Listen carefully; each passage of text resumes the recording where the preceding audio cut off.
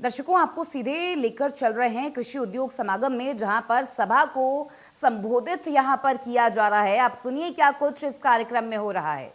के स्वर भारत के माननीय उपराष्ट्रपति जी श्री जगदीप धनखड़ जी से आपकी करतल ध्वनियों के बीच विनम्र आग्रह है कि वे अपने विचारों से हम सभी को आलोकित करें।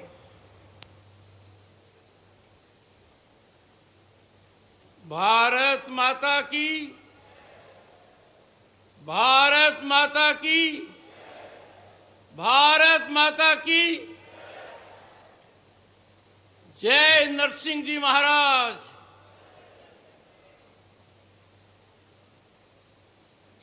आज का कार्यक्रम बहुत महत्वपूर्ण है और मैं विभूत हूं। मेरे सामने भाइयों, बहनों, माताओं, युवा शक्ति सब अन्नदाता के प्रतीक हैं, देश के भाग्य विधाता हैं। किसान की जितनी पूजा की जाए वो कम है। किसान भारत की रीढ़ की हड्डी है, सामाजिक हो, आर्थिक हो और समरसता का एक प्रतीक है। मंच पर श्री मंगू भाई पटेल, राज्यपाल मध्य प्रदेश, उन्होंने राजनीतिक यात्रा शुरू की 1990 में, जब मैं केंद्र में मंत्री था, और 2017 तक लगातार विधायक रहे और जनजाति के राष्ट्रीय स्तर पर बहुत बड़े नेता हैं। आपके ओजस्वी मुख्यमंत्री श्री मोहन यादव मनमोहक हैं, कार्यशील हैं और एक दिन में कोई ऐसा पल नहीं जाने देते जब गांव और किसान की चिंता न करते हों। इनके नेतृत्व में मध्य प्रदेश सबसे बड़ी छलांग लगाएगा, ये मैं मेरे सामने देख रहा हूं। क्योंकि आज की जो पहल है कृषि को उद्योग से जोड़ने की, दोनों का मिलन कराने की, ये बहुत बड़ी सोच है। इसकी शुरुआत आपने की है, आप साधुवाद के पात्र हैं। श्री प्रहलाद पटेल जी, इनका राजनीतिक जीवन मेरे साथ शुरू हुआ जब 1989 में आप सबसे युवा सांसद बने और तब मैं केंद्र में मंत्री था। लगातार 5 बार लोकसभा के सदस्य रहे और यही ख्याति प्राप्त है। राव उदय प्रताप जी के साथ भी 5 का अंक जुड़ा हुआ है। 3 बार लोकसभा, 2 बार विधायक। श्री एडल सिंह कंसारा जी भी कम नहीं हैं, आप भी 5 के आंकड़े में हैं। श्री गोविंद सिंह राजपूत युवा शक्ति के प्रतीक हैं। श्री फगन खुलेस्ते जी सबसे वरिष्ठ हैं, 7 बार लोकसभा के सदस्य और राज्यसभा के सदस्य भी रहे। बहन माया नारोलिया जी राज्यसभा की सदस्य हैं। श्री दर्शन सिंह जी लोकसभा के सदस्य हैं। पर कहीं भी जाओ, मैं एक बार विधायक रहा हूं। विधायक का महत्व माननीय मुख्यमंत्री जी बहुत ज्यादा है। श्री विश्वनाथ सिंह जी अनुभवी, प्रेरणादायक। श्री महेंद्र नगेश, श्रीमती ज्योति काकोडिया डिस्ट्रिक्ट पंचायत प्रेसिडेंट। मुझे बड़ा अच्छा लगा जब जबलपुर के अंदर पहुंचा, वहां भी डिस्ट्रिक्ट पंचायत प्रेसिडेंट महिला हैं। ये भारत की बदलती हुई तस्वीर का एक श्रेष्ठ उदाहरण है।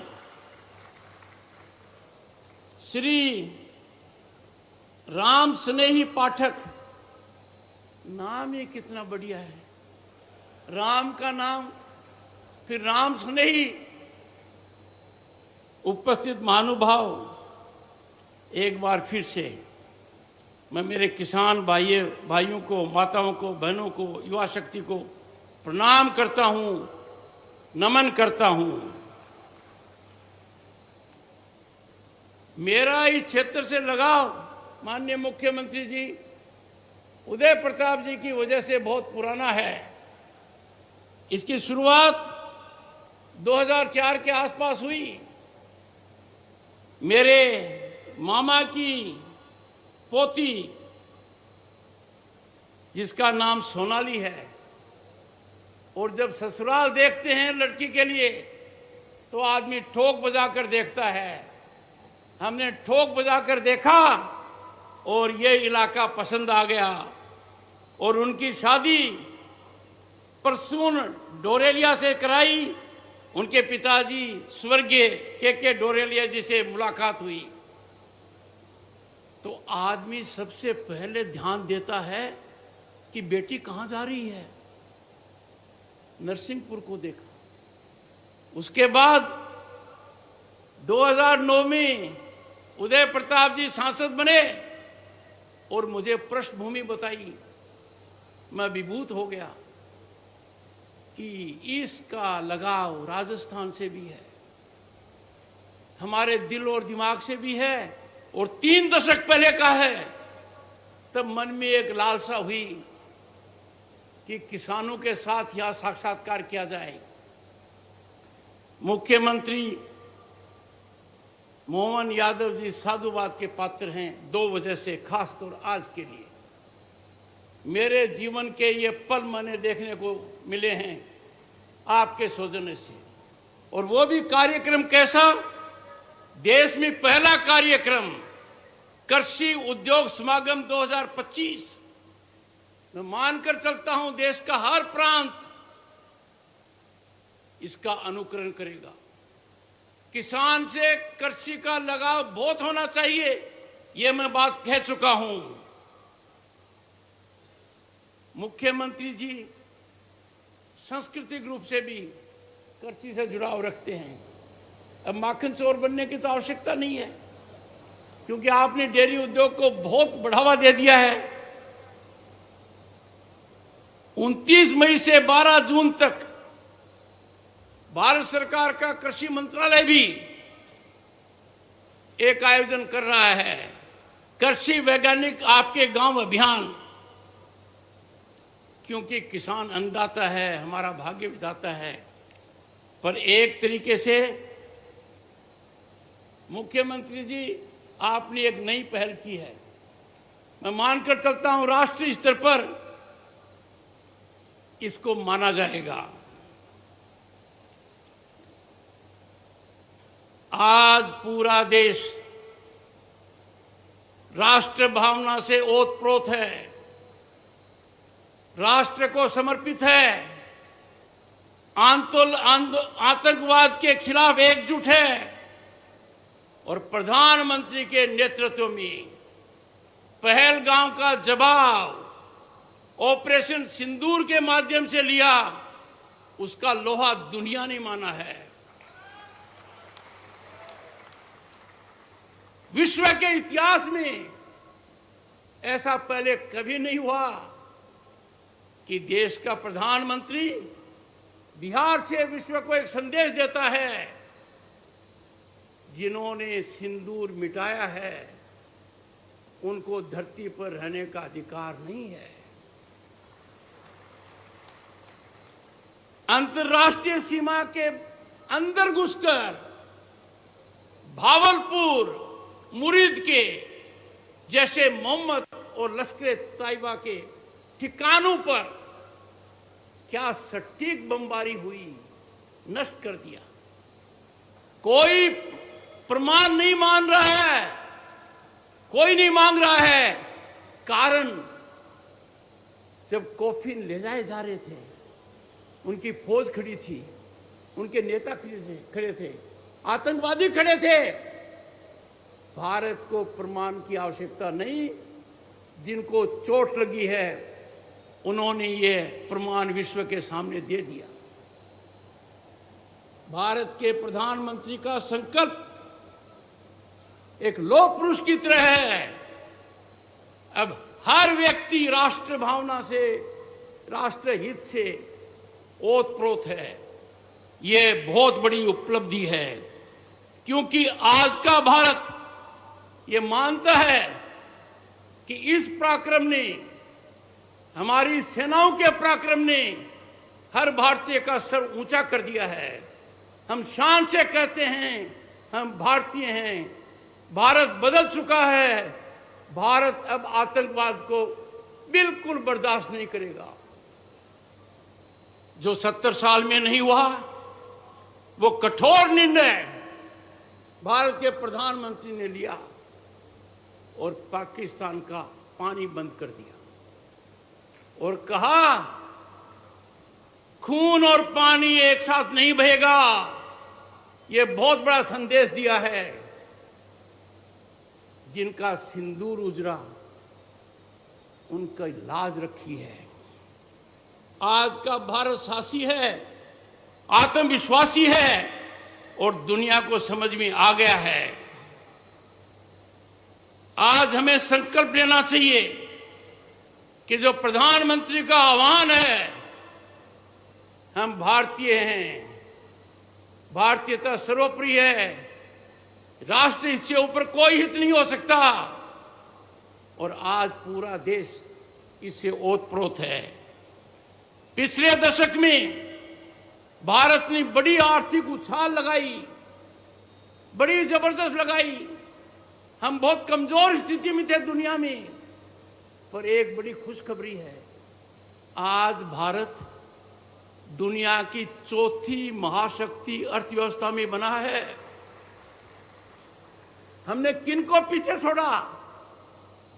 हमने फ्रांस को छोड़ दिया, इंग्लैंड को छोड़ दिया, जापान को छोड़ दिया। अब किसकी बारी है? जर्मनी की। और बहुत ही जल्दी भारत दुनिया की तीसरी बड़ी महाशक्ति बनने वाला है। आप पूरे देश में देख रहे हो कि ढांचा किस तरीके से बढ़ रहा है। आपके मुख्यमंत्री ने कहा पीड़ित को राहत देना, फिर यह नहीं देखना कि हेलीकॉप्टर काम में आएगी, हवाई जहाज काम में आएगी। सड़कों का जाल ये पूरे देश में फैला हुआ है। पर मेरा यह कहना है, और यह सही निर्णय है माननीय मुख्यमंत्री जी आपका, विकसित भारत का रास्ता किसान के खेत से जाता है। विकसित भारत का रास्ता गांव से निकलता है। विकसित भारत की कुंजी किसान के पास है और उस किसान को आप सर्जन कर रहे हैं, वो संकल्पित हो रहा है और अर्थव्यवस्था में बहुत बड़ा उछाल आएगा। पूरे देश में विकसित भारत के लिए एक महायज्ञ चल रहा है जो हर किसी की आहुति मांगता है, पर सबसे निर्णायक आहुति किसान की है। और मैं मानकर चलता हूं कि मेरे किसान भाई पूरी तरह सजग हैं। ये लक्ष्य हम प्राप्त कर रहेंगे। पर मैं आग्रह करूंगा किसान भाइयों से, आप अपने आप को उत्पाद तक सीमित मत रखो। आपको इसकी मार्केटिंग में भी पढ़ना चाहिए। आपको इससे जुड़े कृषि उद्योगों से भी आगे बढ़ना चाहिए, तभी तो किसान की उन्नति होगी। किसान को व्यापार में आना चाहिए, उद्योग में आना चाहिए। और इसीलिए माननीय मुख्यमंत्री का यह निर्णय बहुत आवश्यक है। मैं मानकर चलता हूं कि मध्य प्रदेश वो प्रांत होगा जहां किसान उद्यमी ज्यादा से ज्यादा होंगे। I have said on several occasions, farmers must emerge as entrepreneurs in agro sector. Our farmers must define entrepreneurship. I call them agripreneurs. We must have agripreneurs in millions who will engage with agro-produce marketing, agro-produce value addition, who will lead in dairying, in vegetables and fruits. और ये खुशी की बात है कि आज के दिन किसान के साथ संवाद हो रहा है। देश में 730 कृषि विज्ञान केंद्र हैं और Indian council of agriculture research, भारतीय कृषि अनुसंधान परिषद की अनेक संस्थाएं हैं, वो सब सजग हो गई हैं, जागृत हो गई हैं। और मुझे प्रसन्नता का विषय है कि जिस ओर मैंने ध्यान आकर्षित मुंबई में करवाया था, वो आज के दिन जमीनी हकीकत है। किसानों का, सरकार का समर्थन बहुत ज्यादा है। किसान को हर तरीके से सरकार मदद कर रही है। पीएम किसान निधि सम्मान सीधा किसान के खाते में जाता है, पर अब आवश्यकता है कि बाकी सहायता जो किसान को मिल रही है वो सीधी किसान के खाते में जाए, क्योंकि इससे किसान को बहुत बड़ा फायदा होगा। आज मैं मंच से ऐलान करना चाहता हूं सभी के लिए कि कृषि सिर्फ आर्थिक क्षेत्र नहीं है, कृषि का उद्योग से भारी लगाव है और माननीय मुख्यमंत्री ने यह पहल की है। हमारी आधी आबादी कृषि पर आधारित है। इसको देखकर मुझे बड़ा अच्छा लगा कि मैंने आज कृषि उद्योग समागम का उद्घाटन किया। मैं किसान भाइयों को सलाम करूंगा। आप अनाज ही नहीं उगाते, आप राष्ट्र की भूख मिटाते हैं, आप राष्ट्र को आत्मनिर्भर करने में सबसे बड़ी भूमिका निभाते हैं। अब देखिए, प्रधानमंत्री नरेंद्र मोदी ने एक पहल की, पीएम किसान निधि। अब तक 3,46,00,000 करोड़ रुपए 10 करोड़ किसानों के खाते में आ गए हैं। हर साल 3 बार ये रकम आती है। पर मुझे ये कहना है कि किसान की आमदनी में उत्थान आएगा जब हर सहायता किसान को सीधी मिलेगी। अमेरिका वो देश है जहां किसान परिवार की आय सामान्य परिवार की आय से ज्यादा है।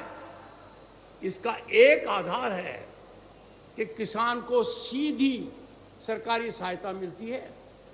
हमारे यहां खाद को लेकर बहुत बड़ी सब्सिडी है, अन्य भी बहुत बड़ी सब्सिडी है, पर वो इनडायरेक्ट है। यदि अगर वो सब सीधी किसान को दी जाए तो मेरा आकलन है एक आधार पर कि हर किसान को हर साल कम से कम 35,000 रुपये मिलेंगे। मैं मानकर चलता हूं कि Indian council of agriculture research इस पर ध्यान देगी, इस पर पूरी तरह से एक टिप्पणी का कागज निकालेगी ताकि किसान को ज्यादा से ज्यादा फायदा हो पाए। जब खेत मुस्कुराता है, भारत आगे बढ़ता है। यह समागम है, यह एक शुरुआत है, पर मुझे बहुत अच्छा लगा कि जो कदम मुख्यमंत्री ने उठाए हैं, खास तौर से डेयरी के मामले में, पशुधन के मामले में, सब्जी के मामले में, फलों के मामले में, हमें तो विश्व का नेतृत्व करना चाहिए। वो दिन दूर नहीं है कि किसान के यहां सिर्फ दूध तक मामला सीमित नहीं रहेगा, दही तक नहीं रहेगा, छाछ तक नहीं रहेगा, आइसक्रीम तक नहीं रहेगा, रसगुल्ले तक नहीं रहेगा। ये चीज बनेंगे, नई तकनीकी आएगी। और मैं दावे के साथ कह सकता हूं कि भारत का किसान राष्ट्रभक्ति में कभी कमी नहीं करता।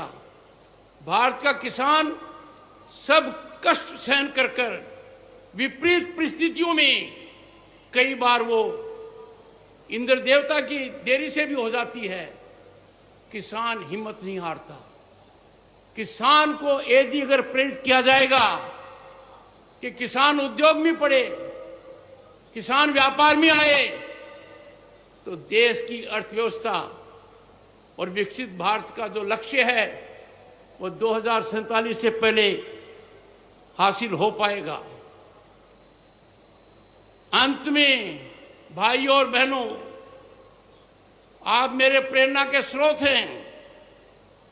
जिस इलाके से ये बात कह रहा हूं वो कृषि की दृष्टि से बहुत महत्वपूर्ण है। यहां पर तकनीकी का विकास बहुत हो सकता है और हो भी रहा है। यहां के लोगों ने, उद्यमियों ने काफी योगदान किया है।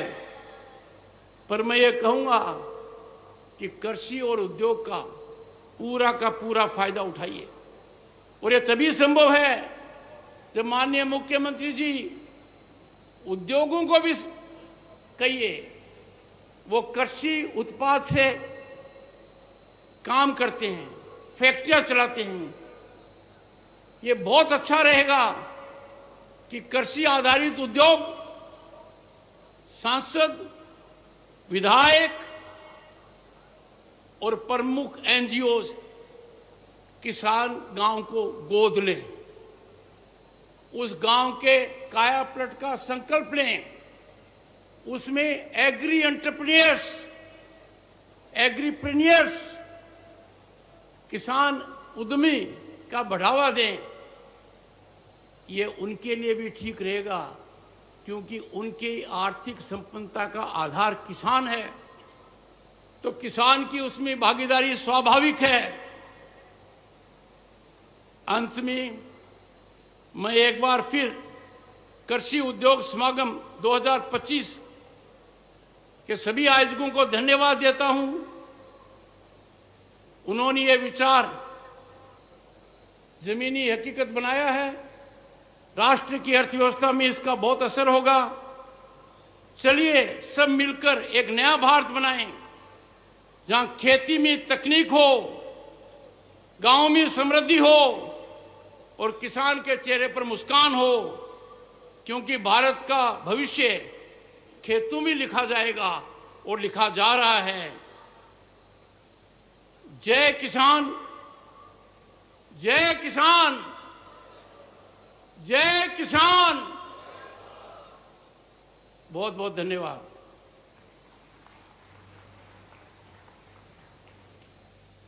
बहुत बहुत धन्यवाद आदरणीय हमारे भारत के माननीय उपराष्ट्रपति। आपने हम सभी को अपने आश्चर्य विचारों से अभिभूत किया।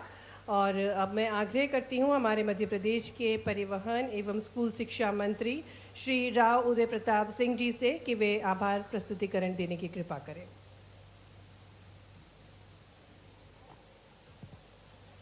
भारत माता की। इतने धीमे देश के महामहिम उपराष्ट्रपति जी, हम सब के नेता, मुख्यमंत्री